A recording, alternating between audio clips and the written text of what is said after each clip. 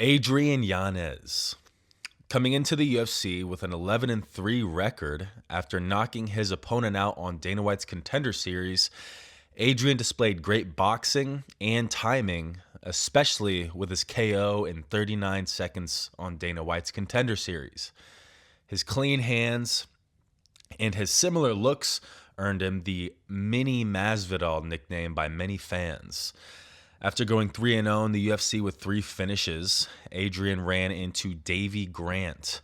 This fight went to a split decision, with the judges giving the fight to Yanez, but many fans and many media outlets disagree. He followed up his split decision with a TKO over Tony Kelly, who hasn't fought in the UFC since his loss to Yanez in 2022. While Yanez won inside 1 round, he was fighting a relatively unknown fighter in Kelly and didn't come out of the fight without being scathed. And I think this was a sign of things to come. In his next fight, Yanez would face Rob Font. Now, Font was nearly 36 at the time and had found himself on a 2-fight losing streak. And it was clear what the UFC was trying to do here in making this fight. The young 28-year-old on a 3-fight KO streak versus a 36-year-old on a 2-fight losing streak. The fight did not go in the UFC's way, with Font knocking Yanez out in the first round. Yanez followed this fight up with a TKO loss to Jonathan Martinez, a win against Vinicius Salvador, who is now 0-4 in the UFC, and a decision loss to Daniel Marcos. Since fighting Tony Kelly, Yanez has gone 1-3, with his career definitely not going as planned. Yanez, let's end this on some positives here. He's extremely talented. He's very entertaining. At only 32, Yanez has plenty of fight left. And so let's see where he goes with his career. Johnny Walker. Okay. Now, Johnny Walker came into the UFC with a 13-3 record. And granted, hindsight is 2020, but at the time, we really should have done some digging, and we really should have done some investigating on those 3 losses that he had on the regional scene, because as I'm going to talk about later, those losses are some of the most Looney Tunes-esque losses that we've seen. But he came into the UFC with a 13-3 record. He actually went 3-0 in the UFC with 3 crazy knockout finishes. One of those knockouts was over Khalil Roundtree, which, looking back on it now, is an extremely impressive knockout, considering what Khalil has done in his career in the past few years. But at the time, it's kind of like it's one of those you had to be there situations. Johnny Walker was scary. He was flying, kneeing, knocking dudes out, spinning back fists, elbows, head kicks, all crazy knockouts. At the time, I'm not afraid to admit it, I was a Jon Jones fan. I was worried for Jon Jones' safety going into this fight.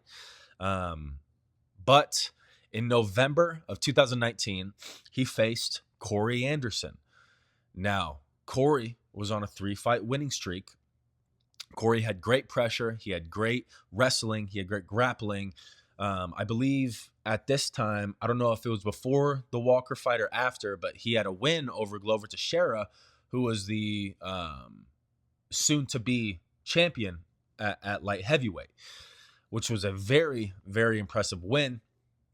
But the general consensus at the time was that Johnny Walker was special, and he was going to do something special to Corey Anderson inside that octagon. It was going to be spectacular. He was going to go on to fight Jon Jones, except that's not what happened. Corey TKO'd Johnny inside 2 minutes at UFC 244 in November of 2019. Really brutal fight, really unexpected.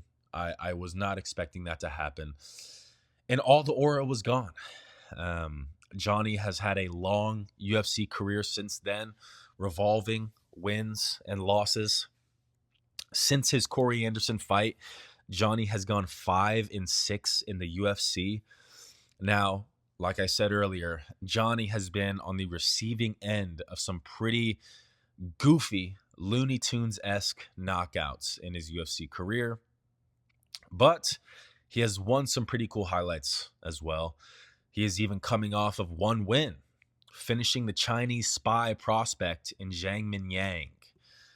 In 2019, I was worried for John Jones's safety, and it's really funny to think about how things have changed since then. Darren Till. Guys, this one hurts me. I remember being 17 years old, having the dream of wanting to be an MMA fighter. 17-year-old me watching Darren Till's prime in the UFC. I was thinking he was going to be the next McGregor. McGregor was off doing God knows what after fighting Floyd Mayweather. Darren Till was my guy back in 2017, and this one hurts for me. So Darren came into the UFC with an undefeated record of 11-0. Darren picked up his first win in his debut before going 3-0-1 in the UFC. In his next fight, Darren fought one of the biggest fan favorites in the UFC, Donald Cowboy Cerrone. Basically, nobody knew who Darren Till was before this fight, and he finished Donald inside one round. This fight put Darren Till on the map. Darren was quickly becoming one of the biggest stars in the UFC, with the promotion putting large amount of promotional power behind him. In Darren's next fight, he was given a main event in his hometown against Stephen Thompson. This fight was a 5-round split decision. The judges gave the fight to Darren, but many of the media outlets and fans believe that Thompson won the fight. Not to mention, Darren had a big weight miss, and he was pretty much killing himself to get to 170 at this point. The fight, like I said, was a 5-round split decision, with a lot of people thinking that Darren did not win that fight. At this point, the UFC is starving for stars, with guys like McGregor and John Jones being absent. Now, Darren was given a title shot next against Tyron Woodley, who was the welterweight champion at the time. The UFC wanted Darren as a champion so badly at this time. They had no stars at the time. To many, this seemed like it was Darren Till's time. But that proved to be wrong, as Tyron dropped and submitted Darren inside the second round. Darren was still only 25 years old, though. He had plenty of gas left in the tank.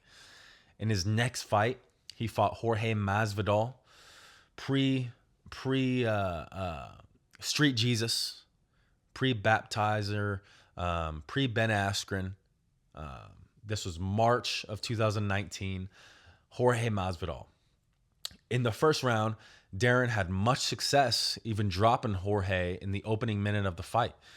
In the second round, however, Darren was viciously knocked out, with his head bouncing off the octagon canvas. Darren would then go 1-3 in his next 4, with his career being plagued by losses and injuries. There was multiple fights where Darren Till had to pull out because of an injury, even before he fought for the welterweight title. Darren left the UFC with a record of 1-5 in his final 6 fights. However, on the bright side, Darren has enjoyed much success in the boxing scene. He has gone 3-0 with 2 knockouts, with his last boxing match being a brutal knockout over Luke Rockhold. It pains me to talk about Darren. When I was a young man, I can't believe that's been over 7 years ago. I love Darren Till. I still love Darren Till. But it was just special watching him, after the Cowboy fight and before the Woodley fight. Everybody thought this dude was going to be the next champ. Everybody thought he was going to be the next star, and he probably would have. He would have been a massive star if he would have went in there and knocked out Woodley. But that's not how it went. That's not how his UFC career went, and it did not go as planned for Darren Till. And finally, Marlon Moraes. Coming into the UFC, Marlon lost his first fight by decision against Rafael Assunção. After this fight, however, Marlon went on a 4-fight winning streak, with 3 of those wins being by finish. Marlon knocked out Aljamain Sterling, he knocked out Jimmy Rivera, and he avenged his debut loss by first-round submission against Rafael Assunção in 2019. And if you were around in 2019, you know, a lot like Johnny Walker, you knew how scary Marlon Moraes was. He was ripped out of his mind, he was fast, and he was knocking dudes out. Leading into his title fight with Henry Cejudo in June of 2019, I was very worried for Henry. Turns out, Henry proved to be too much for Marlon, and Marlon's cardio proved to be his downfall. After being TKO'd by Cejudo, Marlon would win a robbery split decision against Jose Aldo. And since fighting Jose Aldo, Marlon has gone 0-7, being finished in every single one of those 7 losses. Marlon is now a police officer in Florida, which, dude, that is a very honorable job to have. No shade to Marlon Moraes. You know, he's a police officer. He's choosing to serve and protect. Respect, straight up, respect to Marlon Moraes for choosing to be a police officer. However, you can't lie and say that Marlon Moraes' career, he had a sharp downfall. The dude was truly terrifying. In 2018, 2019, he was scary. I did not favor him to lose to Henry Cejudo, and I did not see him going on a 7-fight KO loss streak. And so, Marlon Moraes, I respect that he's a police officer now, but the downfall was real.